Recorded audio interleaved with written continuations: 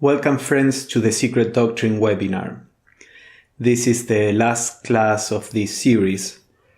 Today we are going to see what happened with these bodies that didn't have the incarnation of any of the celestial beings, and some other interesting aspects of the beginning of humanity. So we will start with Shloka 25, which is just a summary of the situation in which we are at the moment. It says, how did the Manasa, and remember Manas means mind, so Manas are those endowed with a mind. How did the Manasa, the sons of wisdom, act? They rejected the self-born, the boneless. They are not ready. They spurned the first sweat-born. They are not quite ready. They would not enter the first egg-born. So this is a summary of the first three root races. The self-born are the first root race. The first sweat-born is the later second root race. And the first egg-born is the early third root race. So we are coming close to around the middle of the third root race, which is when incarnation happened. We already saw in the previous class the different possibilities that were there, the bodies with different degrees of development, also celestial beings that would be the soul of the bodies with different states of development too. And the process of incarnation, taking the bodies, begins around the middle of the third root race. Now we will explore now a special kind of incarnation, a special case, which Blavatsky says could be seen as a new creation, a fresh creation. The shloka says, when the sweat-born produced the egg-born, the twofold, the androgyne third race, the mighty, the powerful with bones, the lords of wisdom, said, now shall we create. So there is a new kind of character introduced here, the mighty, the powerful with bones, and Blavatsky calls them the lords of wisdom. In general, we have seen that Blavatsky uses the term sons of wisdom. Now she's using lords of wisdom. Unfortunately, she doesn't use these terms in a very systematic way. Remember that she's translating all these shlokas from some foreign language, probably from Zenzar, which is an unknown language. We have some reference to her having studied Zenzar during her training in Tibet. And the shlokas are also translated into Sanskrit, Chinese, Tibetan, according to what Blavatsky said, but she didn't know any of those languages. She was familiar with them, but not enough to translate from there. So probably she's translating from this old language. And in the process of translating, she had to create the English terms, and she was not very systematic with that. So we will find that she goes back and forth between calling these beings sons of wisdom or lords of wisdom. I think for us to keep this idea clearer, as we talk about this particular instance, keep in mind that these are higher beings. These are lords of wisdom, even if Blavatsky sometimes may refer to them as son of wisdom. So the idea is that here there is this group of higher beings that say once the third root race gets to a point before the separation of sexes, they say, now we shall create. Then the next shloka says, the third race became the vahan, or vehicle, of the lords of wisdom. It created sons of will and yoga by Kriya Shakti. It created them, the Holy Fathers, ancestors of the Arhats. So let's see what that means. Blavatsky says in the first or earlier portion of existence of this third race, while it was yet in a state of purity, the sons of wisdom, it would be here lords of wisdom, as will be seen, incarnated in this third race. Clearly, the lords of wisdom are the Kumaras of the Hindu pantheon. The Kumaras, explain an esoteric text, are the Dhyanis derived from the Supreme Principle who reappear in the Vaivasvata Manu period for the progress of mankind. So she sometimes refers to these Kumaras. We saw this briefly in some of the other classes. In the Hindu mythology, the Kumaras are regarded to be an eighth creation, and they are gods that were asked to create, to incarnate as human beings, and they refused doing that. The traditional Hindu view is that they did it because they wanted to remain chaste, and Kumara means young, so they wanted to be spiritual entities beyond the passing of time and age, and meditating in a pure state. So these are the gods that refused to create. Now, this esoteric text from which Blavatsky is quoting, she doesn't give the source. She says that these Kumaras are the first emanation from the Supreme Principle. That means the first emanations are always the highest from the point of view of the esoteric philosophy. So these are the first emanations, and they reappear, she says, in the Vaivasvata Manu period. Vaivasvata is the name of the Manu of the fifth root race in the theosophical literature. The Manu is this celestial being. He is a high Mahatma or Arhat who is in charge of the fifth root race.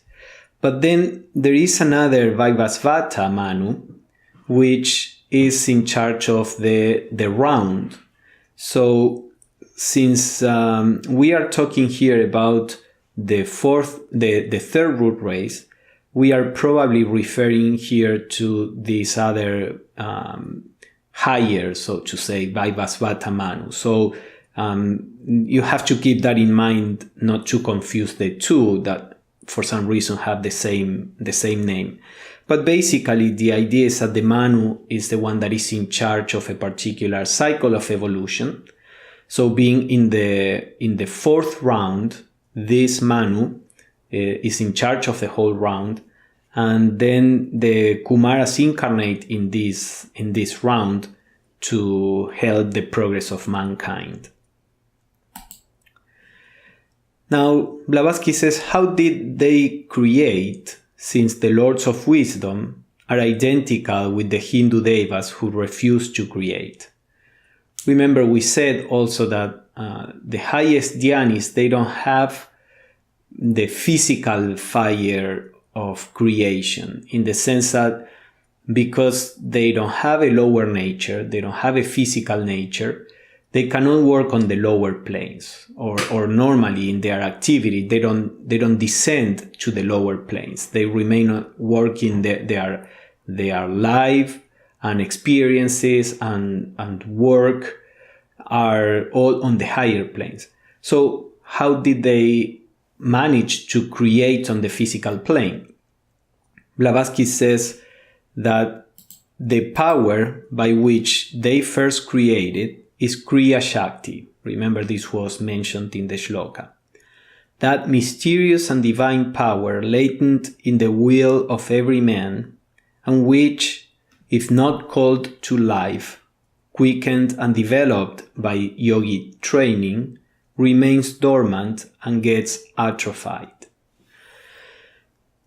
So the idea is that this Kriya Shakti is a power described in Hinduism, which we could translate as the power of thought.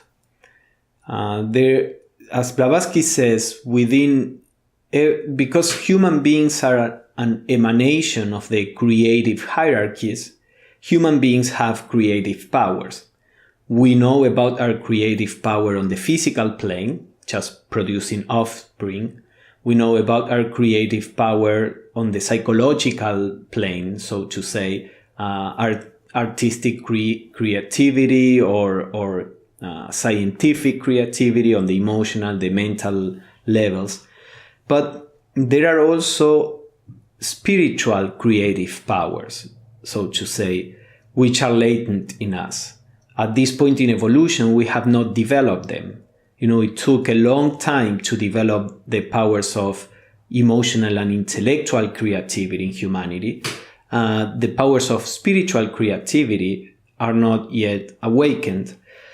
With what Blavatsky calls here yogi training, that power may be awakened. And there are different yogis, and even Blavatsky herself, who have this Kriya Shakti active. Blavatsky had many times materialized things in the front of many different witnesses in many different occasions, and people from different origins and levels of education. She materialized the teapot and then some flowers, and then many letters that came from the masters. So this power of Kriya Shakti is able to actually create physical forms. In some of her writings, Blavatsky explains one has to be able to generate a perfect image at the level of the mind, in all its details, visualizing the whole thing in all its detail, and then make that image more and more concrete, coming down until we get to the physical plane. And by using the willpower that is called Ija Shakti in Hinduism, and the Kriya Shakti, the power of our thought, we can attract the atoms, the material necessary to make physical that model that was created on the inner planes. And this, of course, requires a level of development that most people in humanity don't have at the moment. And that is a protection, because if most human beings could shape reality with their thoughts, then the world would be far more of a chaos than it is already. So the power of Kriya Shakti exists, but is not available or is not readily available to most human beings. The person needs a training that for the most part is beyond the current ability of most in humanity. So the Lords of Wisdom produced by Kriya Shakti a progeny called the Sons of Will and Yoga. So they actually created physical bodies on the physical plane that were going to serve as vehicles for themselves. So these high celestial beings, instead of occupying these bodies that nature had been developed, that were half ready, that some of them were better than others, they created these physical bodies that we may presume were far more perfect and far better for their own incarnation. And then they became, and this progeny, these physical bodies that were incarnating the celestial beings were called the Sons of Will and Yoga, because the power that was used was a yogic power, so to say. And now these beings became the ancestors, the spiritual forefathers of all the subsequent and present arhats or mahatmas in a truly immaculate way. They were indeed created, not begotten, as were their brethren of the fourth race, who were generated sexually after the separation of sexes, the fall of man, the fall into generation. So these sons of will and yoga, who were probably a relatively small population of bodies created through Kriya Shakti and with high celestial beings incarnated in them. This population are the spiritual forefathers of all the masters of wisdom that would come later. We will see that more in detail. So Blavatsky says it was not a race, this progeny. It was at first a wondrous being called the initiator. So at first, according to Blavatsky, there was one being, one wondrous being that incarnated, who is called the initiator. And after him, she says, a group of semi-divine and semi-human beings. These other higher celestial beings incarnated after the initiator. They were set apart in the archaic Genesis for certain purposes. They are those in whom are said to have incarnated the highest dhyanis, celestial beings, munis and rishis from previous manvantaras, from previous evolutionary cycles, to form the nursery for future human adepts on this earth and during the present cycle. So they are the nursery for human adepts. Because human evolution is just starting at this point, humanity could not produce adepts, or the earth humanity could not produce adepts right away. As we have seen, those bodies in which the celestial beings who would become the souls of the bodies incarnated fully were already monads that had almost accomplished in previous evolutionary cycles the human experience. So in relatively few generations, they became adepts on Earth. But until that happened, then these celestial beings who evolved in previous evolutionary cycles, in previous or in different planets, they came to Earth spiritually, not through a UFO. They came spiritually on the inner planes, and then they incarnated, and they acted as the fathers, the spiritual fathers of humanity. The physical fathers of humanity were the Pitris, Parhishats, that created the physical bodies. We could say that the intellectual fathers or parents, say, of humanity were these Anishwatas, the dhyanis that incarnated in the or emanated the spark into the bodies. But these, Blavatsky says, are the spiritual fathers, because they are the ones that generated in humanity the seed for what today we call the brotherhood of adepts. So we can see that the adepts were with humanity from the very beginning. And whatever their origin, whatever the source of the evolution for those monads, but since the beginning of humanity, we had some adepts. So Blavatsky says, these sons of will and yoga, born, so to speak, in an immaculate way, remained, it is explained, entirely apart from the rest of mankind. So this first group, these sons of will and yoga, remained apart from humanity, and probably most of their work had to do with a few individuals, those who would become adepts in a few generations in the future. So Blavatsky says, the far distant predecessors of Gautama the Buddha, once living men, great adepts and saints, in whom the sons of wisdom had incarnated, 11 only belonged to the Atlantean race. The Atlantean race was the fourth root race, after this third one, where the incarnation of the celestial beings happened, and before our current root race, that is the fifth one. So 11 belong to the Atlantean race and 24 to the fifth race from its beginnings. They are identical with the Tirthankaras of the Jains. So here it's interesting to see some numbers, whether these are allegorical numbers or actual numbers, we don't know.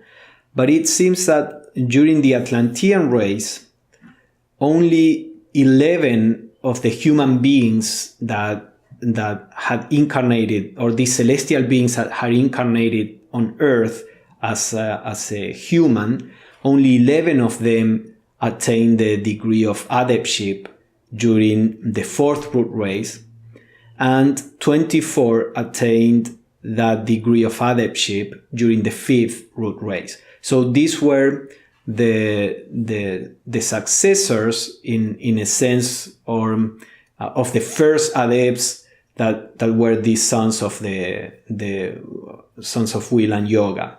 Remember, these sons of will and yoga, for the sake of differentiating them, we could say they are not human adepts.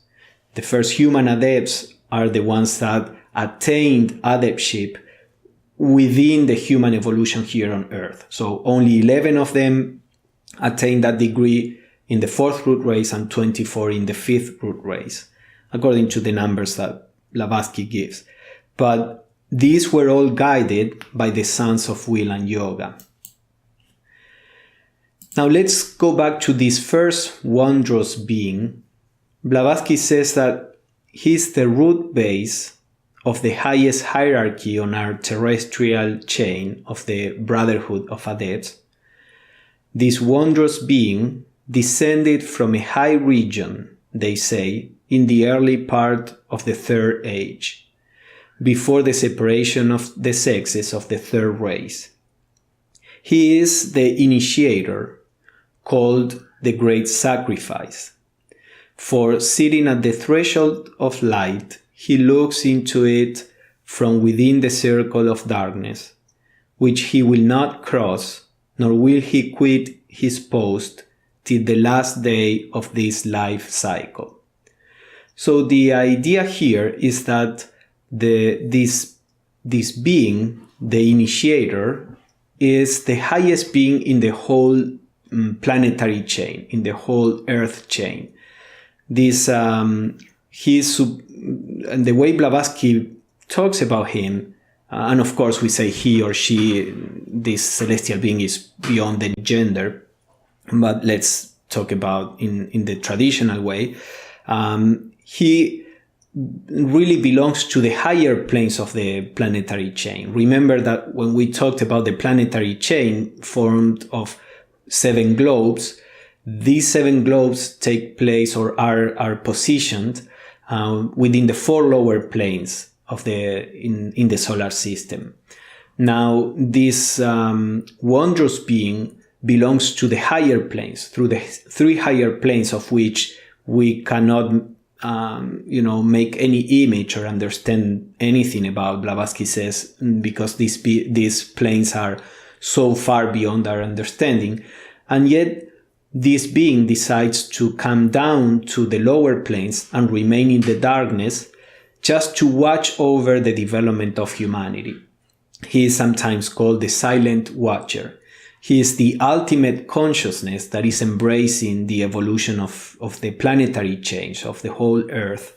And he's also the initiator because during the process of occult initiation, not the initiations in different organizations or religions, but the occult initiations that happen on the inner planes, initiations that happen more to the soul than to the body, to the personality.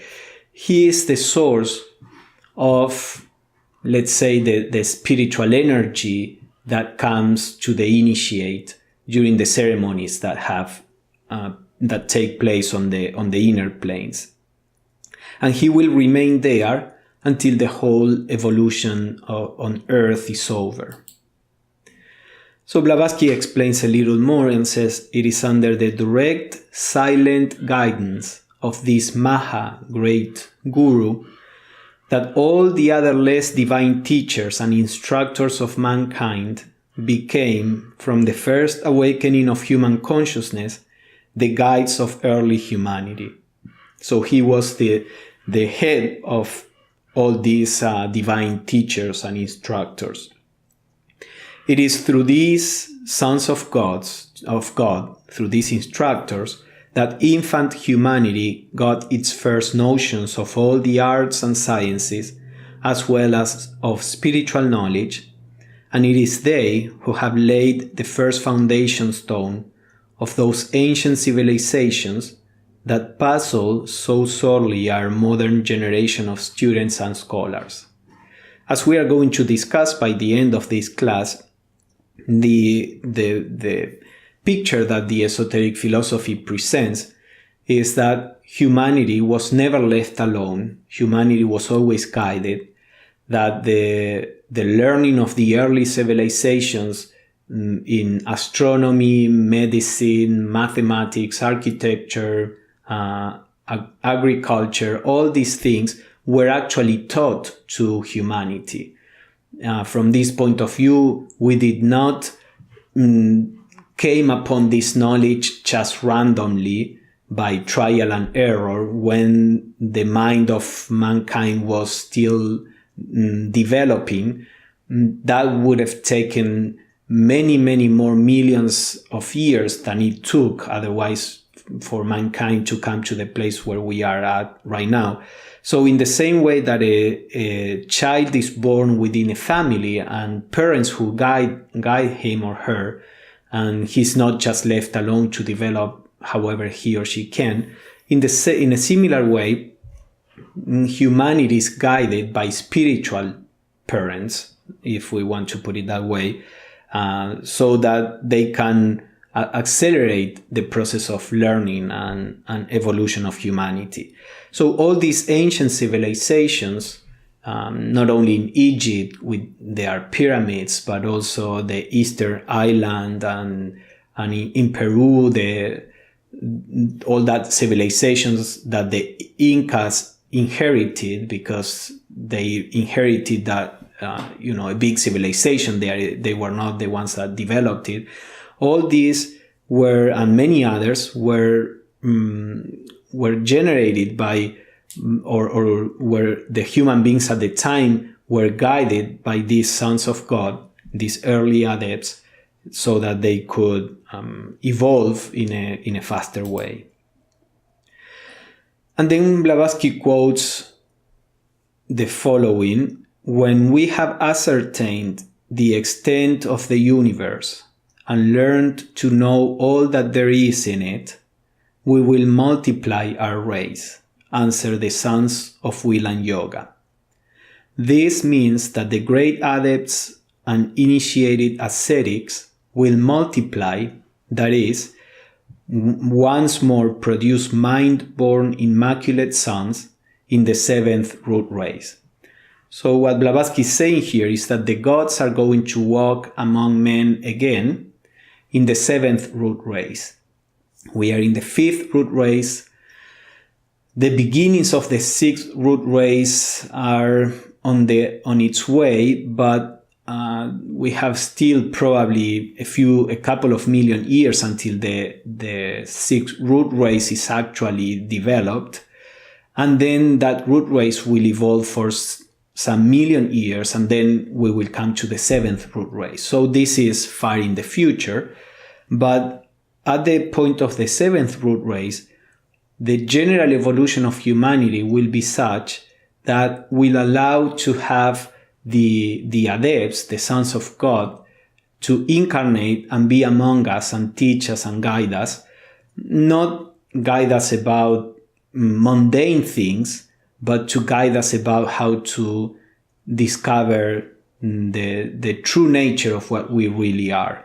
So that happened at the beginning of human evolution, just to get us started, and it will happen again towards the end of human evolution on this globe before we pass on to the next globe in the chain and continue our journey.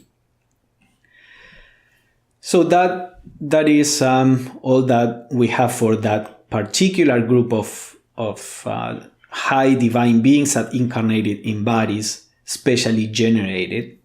Now let's see, we have still one more issue to solve, which is what happened with these celestial beings that did not incarnate in humanity during the third root race, but they deferred the incarnation until the beginning of the fourth. So meanwhile, the shloka says the animals separated in the sexes first into male and female. And then they, the animals, began to breed in the sexual reproduction. Now, after the animals, the twofold men, the humans from the third root race, separated also. So they became male and female also. And he, men, said, "Let us do as they do, let us unite and make creatures." They did. So this is the beginning of sexual reproduction in humanity. Now, all this, as we are going to see, took millions of years. So this, the way that this is explained here, again, is allegorical. But generally speaking, animals separated first, and then human beings, little by little, began to separate, and that's how the physical evolution in men and animals came down to the sexual reproduction. So Blavatsky summarizes again the whole process. She says, the third race, almost sexless in its early beginnings, became bisexual or androgynous very gradually, of course. The passage from the former, from the androgynous state, from the bisexual state, to the latter, to the separation of sexes, require numberless generations. The third race humanity began to separate in their prenatal shells or eggs. Remember, we are in the transition from the human beings being born from eggs into human beings being born from the womb. So already the transition, the separation between sexes began during the stage of the egg-born, and then to issue out of them as distinct male and female babies, ages after the appearance of its early progenitors. So all this took a long time. As time rolled on its geological periods, the newly born sub-races in the third root race began to lose their natal capacities. By the end of the fifth sub-race, mankind was born under the same conditions and by the same identical process as our historical generations. This required, of course, millions of years. So Blavatsky says, as we have seen, that the incarnation of the celestial beings began 18 million years ago. This is more or less around the third root race, the third sub-race of the third root race. And then she says that by the end of the fifth sub-race, so the fourth and the fifth ran their course, and before the sixth sub-race began, then the process of generation and birth was already established in the same way that we have it today. And that, of course, she says, require millions of years. So she says that up to this point, to the point in which humanity becomes physical, the sexes are separated, reproduction becomes sexual, up to this point, the evolution of man belongs more to the metaphysical than the physical nature. Most of the evolution took place on the inner planes. It is only after the so-called fall that the races began to develop rapidly into a purely human shape. So during this transition from non-physical into physical beings, there was a lot of variety, as we are going to see a little about. The evolution, the physical evolution, was trying to settle into a physical form, into a physical mode of reproduction. And in between, there were many intermediate species, if we want to put it that way, or even forms. Within what we call the human kingdom, there were many variations. And little by little, humanity came to a more stable form. And that's when we can start talking about physical evolution, properly speaking. So when the animals separated, what we read, humans said, let us do as they do, let us unite and make creatures. They did. Now the next shloka, and those who had no spark, the narrow-brained, took huge she-animals unto them. So when the human beings began to reproduce sexually, there were these human forms, remember, that had no real souls incarnated in them, because the celestial beings had refused to do so, to incarnate. And these human forms, which were human because they were forms meant for these celestial beings, they were forms in which their fourth principle, the kamic principle, was already evolved enough to receive the mind. And there was also manas as a principle was also activated to some degree. So they were human forms, but because they didn't have this what we call in theosophy now the higher ego to guide them to stimulate that potential intelligence, they behaved more like animals. And then they began to reproduce with some animal's form. Remember, this is all at a very early period where human forms and animal forms were not all that different, when the genetic barriers that separate species were not there yet. This is all a transitional period. So they begat, the shloka says, upon them dumb races. Dumb they were, the narrow-brained themselves, but their tongues untied. So these narrow-brained eventually developed some kind of language. Not at this point, there was no language, this is very early. But the tongues of their progeny remained still. Monsters they bred, a race of crooked, red hair-covered monsters going on all fours. A dumb race to keep the shame untold. So there is this idea that out of the offspring of these mindless human forms and animals produced this race of red hair covered monsters, the shloka says, which were quite aggressive, and eventually they were eliminated. So from there, probably there were several lines of evolution that came out of these monsters and of this mixed offspring between human forms and animal forms.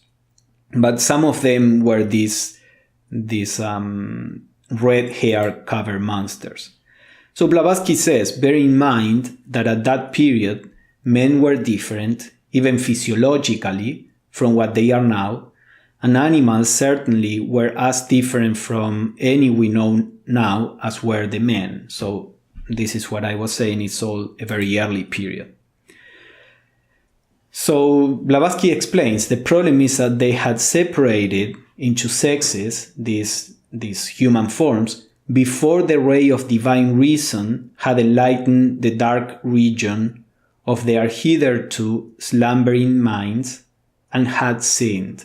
So the idea was that the celestial beings would incarnate before the separation of sexes, or during this transitional period in which sexes began to be separated. Some of the progeny of human progeny would at first the one gender would begin to be more dominant than the other when they were still bisexual, and little by little one of the genders would disappear from the different individuals, until there was only one gender in each body, as it is with most human beings today. So this was a long time. During that period is when the Dhyanis should incarnate. Once the sexes were separated and sexual reproduction began, these forms that had no higher egos to enlighten the latent mind produced this unnatural effect. So they sinned, Blavatsky says, that is to say, had committed evil unconsciously by producing an effect which was unnatural. So this was all something unconscious because the forms didn't have intelligence. This was the first physical fall into matter of some of the then existing and lower races. Now the sin of the brainless or mindless races, Blavatsky says, who had no spark and were irresponsible, fell upon those who failed to do by them their karmic duty. So of course the forms were mindless. They did produce unnatural results. They did degrade or degenerated lines of evolutions. But that is not their fault because they didn't have intelligence. So karmically, the responsibility fell upon those celestial beings, those souls who had refused to incarnate. So Blavatsky says this is how the commentary explains the details that preceded the fall.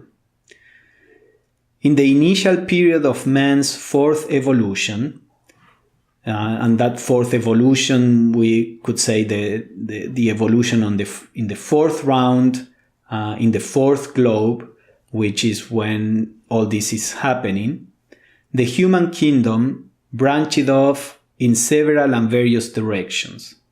The outward shape of its first specimens was not uniform.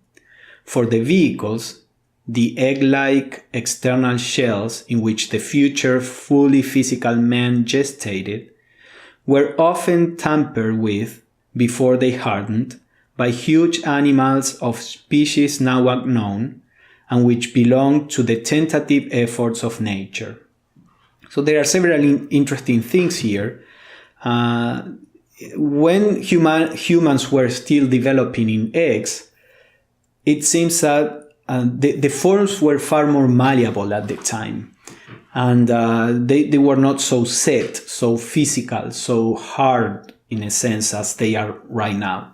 Maybe they didn't even have bones in the way that we do. Maybe they have more like cartilage or something like that.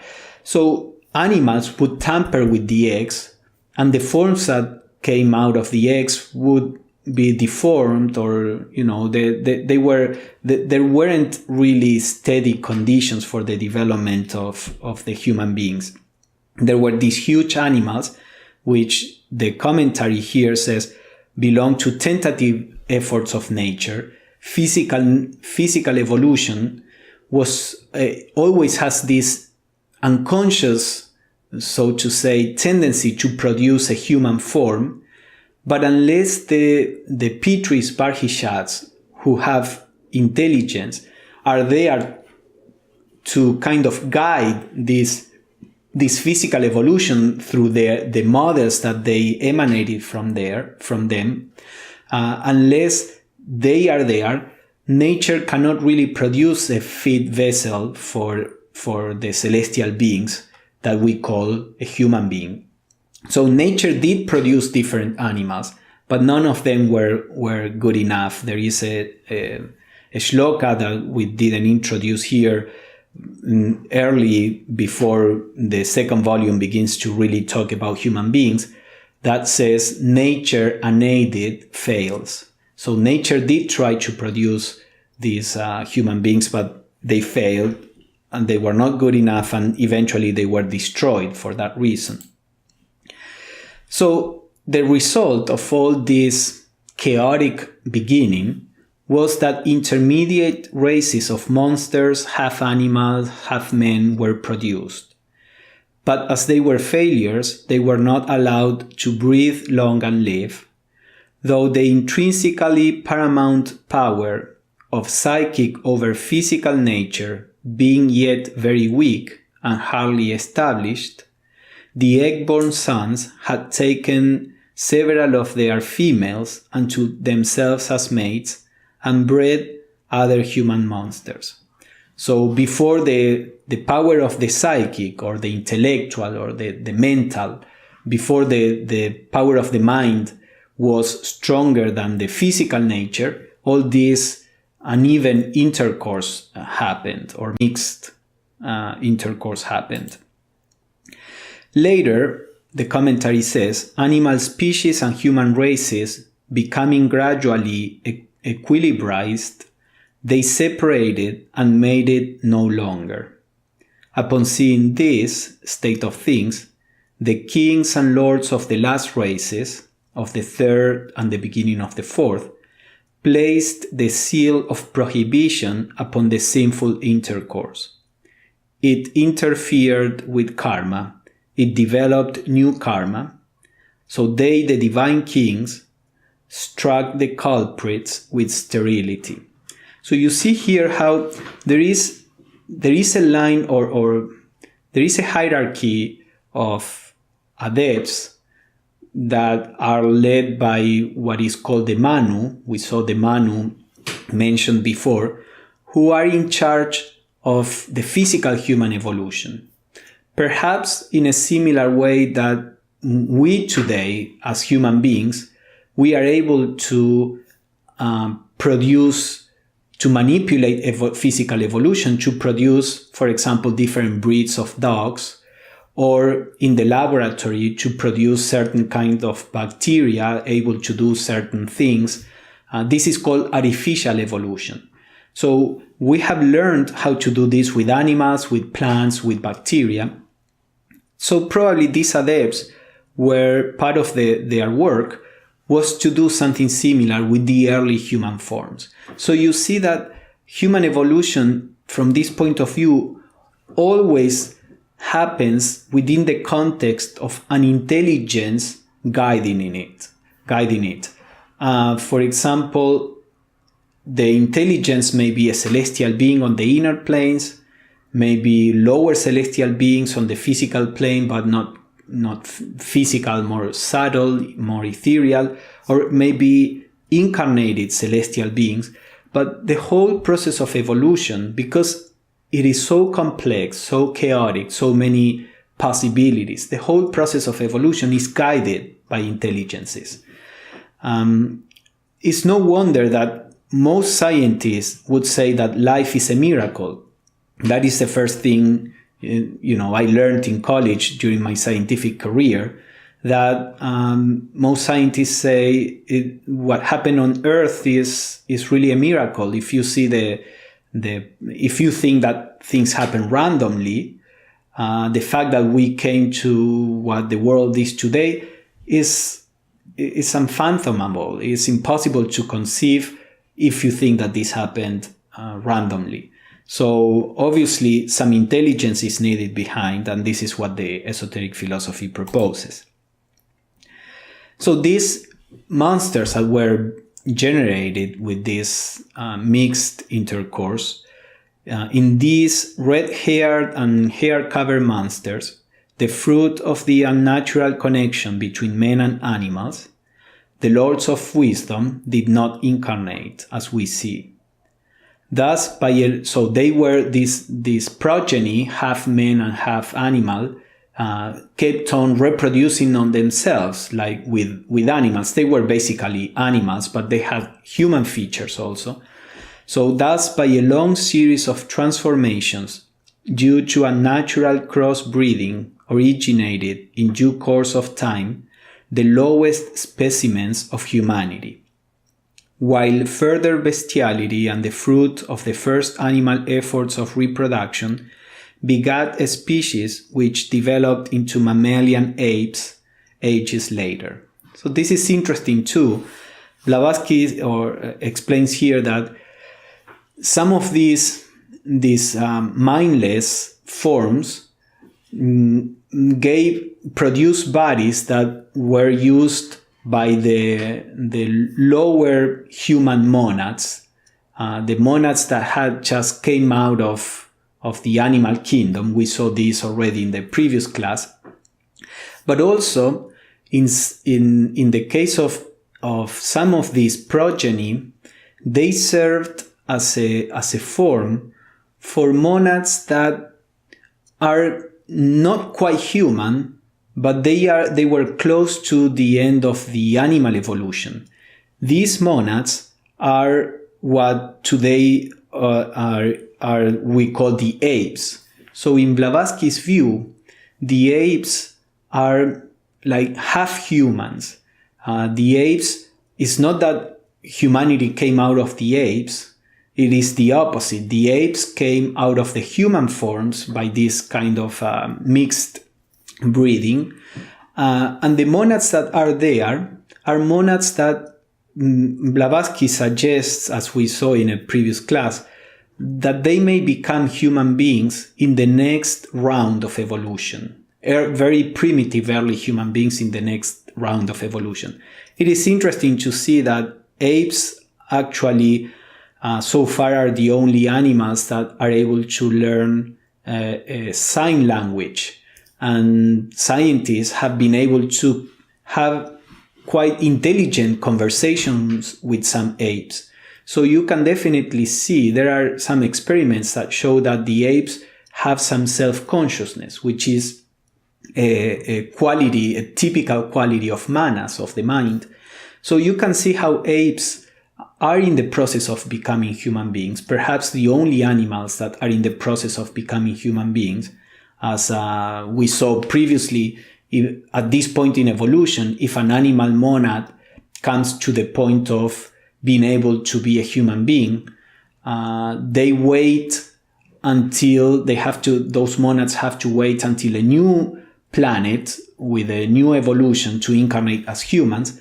But the apes seem to be a special case, which in the next round may incarnate as actual humans. Now, this is a kind of mystery.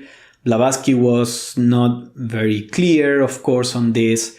So this is the impression that one gets from what Blavatsky says. And then when the third separated and fell into sin by breeding men animals, the animals became ferocious, and men and they mutually destructive. Till then, there was no sin, no life taken. So it seems that it is at this point that the things changed, and as the shloka says there, or the commentary, animals became ferocious, and then probably it was the beginning of carnivores, for example. Before then, no life was taken. I don't know if that means that all animals were herbivores, or maybe because they were not quite physical, they didn't need to eat yet. But certainly after this happened, then violence came into place between animals and humans. So the shlokas go on and say, seeing which the sin committed with the animals, the last, that's a Tibetan word for spirit, the sons of wisdom, who had not built men, who had refused to create, wept, saying, the Amanasa, the mindless, have defiled our future abodes. This is karma. Let us dwell in the others, let us teach them better, lest worse should happen. They did, and then all became endowed with minds. They saw the sin of the mindless. So this group of celestial beings regarded the forms available to them, not very evolved, not pleasing. So they thought, let's nature go on evolving these forms until they are a little better, and then we will incarnate. Now, this happened that the forms, the mindless, produced these half animals, half monsters. But also something else happened, that these forms didn't keep on evolving. On the contrary, they began to degenerate, to go back to the animal state. And that is because, as we are going to see, there was no direction behind for the evolution. So Blavatsky says, for the first 3.5 root races, up to the middle or turning point, it is the astral shadows of the progenitors, the lunar pitris, the Barhishat pitris, which are the formative powers in the races, and which build and gradually force the evolution of the physical forms towards perfection. This at the cost of a proportionate loss of spirituality. So up to the point where the souls were supposed to incarnate, as I explained, the pitris were pushing human evolution or evolution into the right direction. Now, once they attained or they came to this point in evolution, once the pitris came to this point in evolution, their job was gone, and then they go back to the inner planes, to their own abodes, as we saw in a previous shloka.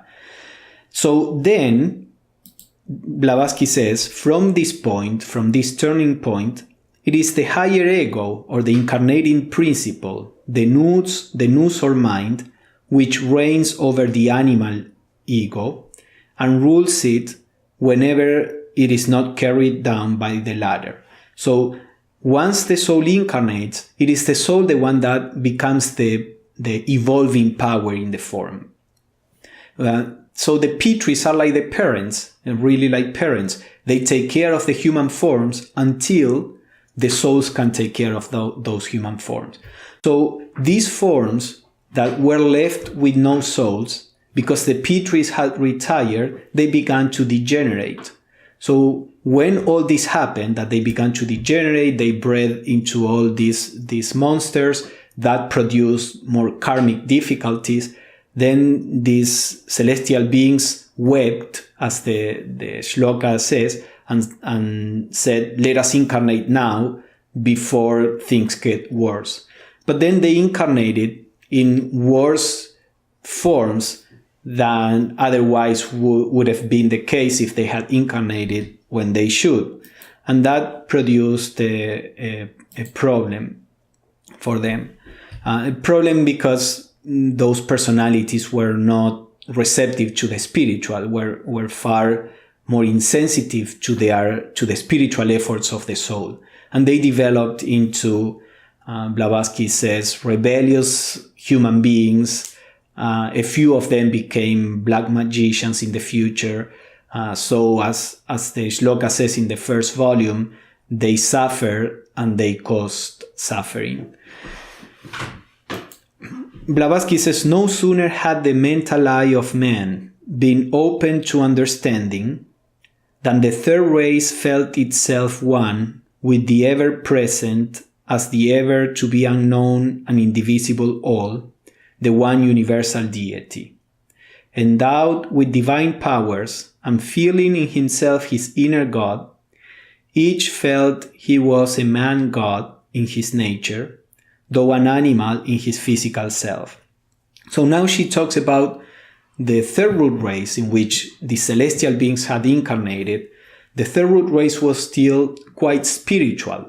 Remember in the previous, this addresses what Blavatsky says in the last sentence in the previous slide, or here in the previous paragraph, that the physical forms began to go towards perfection, this at the cost of a proportionate loss of spirituality. The idea is that at the beginning, forms were quite spiritual, quite transparent, so to say, to the spiritual planes, because they were not as dense material as they would become later. So at the very beginning, the subtle physical forms did not block the perception of spirituality. As the evolution proceeded into the fourth root race, which was the most material of all, then all that was gradually lost. But in the perception, the consciousness of the third root race, they all felt naturally at one, as one with everything around. They all felt the divine presence of the soul. So they just, as Blavatsky says, didn't need any religion. She says, at the dawn of his consciousness, the man of the third root race had thus no beliefs that could be called religion. But if the term is to be defined as the binding together of the masses in one form of reverence paid to those we feel higher than ourselves, of piety as a feeling expressed by a child toward a loved parent, then even the earliest Lemurians, this third root race, had a religion, and a most beautiful one. Because they were still like children, they had this innate devotion and love for their leaders, their rulers, and for the gods within, and for the oneness around. They were a very innocent at the beginning and spiritual race. Blavatsky says it was the golden age in those days of old, the age when the gods walked the earth and mixed freely with the mortals. The struggle between the God within and the animal in man, the physical form, began from the very day they tasted of the fruit of the tree of wisdom, a struggle for life between the spiritual and the psychic and the physical. By psychic, she means the psychological, the mind, the emotions. So as soon as humanity acquired the mind, remember one of the shlokas said that the Dhyan is incarnated and intensify the kama, the passionate nature. So from that point on, the struggle between the animal and the spiritual began, and then humanity began to lose the spirituality. Those who conquer the lower principles by obtaining mastery over the body joined the sons of light. So those monads that were quite evolved, that incarnated in these bodies, and that could overcome the tendency to become more material, they became adepts, as we said. But those who fell victims of their lower natures, because the monads were not so evolved, so this was something inevitable, they became the slaves of matter. From sons of light and wisdom, they ended by becoming sons of darkness. And darkness not in the sense of evil, just in the sense of spiritual darkness. So this is where we would stop when all the celestial beings incarnated. Let me just show you a few more slides about what happened next, but we will stop here basically. This process when humanity ate, as Blavatsky says, the fruit of the tree of wisdom, in the Bible it is said the fruit of the knowledge of good and evil, which according to Blavatsky represents the acquisition of mind, the acquisition of the ability to recognize good and evil. Once this happened, then humanity was expelled from paradise, from Eden, from the Garden of Eden in the biblical mythology. So from Eden to exile, Blavatsky says the first two races had not to do with climate, nor were they subservient to any temperature or change the rain. So the first two races were not physical, remember. So climate, the weather didn't affect them. And thus we are taught men lived down to the close of the third root race, when eternal spring reigned over the whole globe. So during the third root race, there was an eternal spring.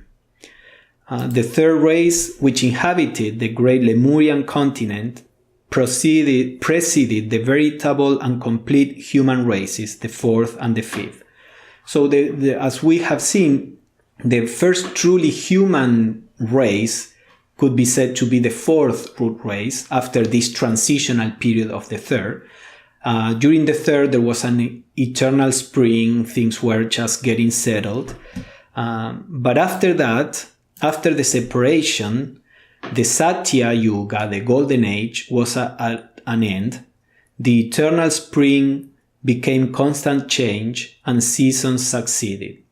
Cold forced men to build shelters and devise clothing. This is part of what stimulates the development of a mind or the development of abilities to fight against the environment to survive. So this all comes very in an organic way, all these changes in the planet and with humanity to serve the purpose of evolution. So the men appealed to the superior fathers, the higher gods or angels, these divine beings that were incarnated. They begged for help, allegorically speaking. The Nirmanakaya of the Nagas are sages, the wise serpents and dragons of light came, and the precursors of the enlightened Buddhas.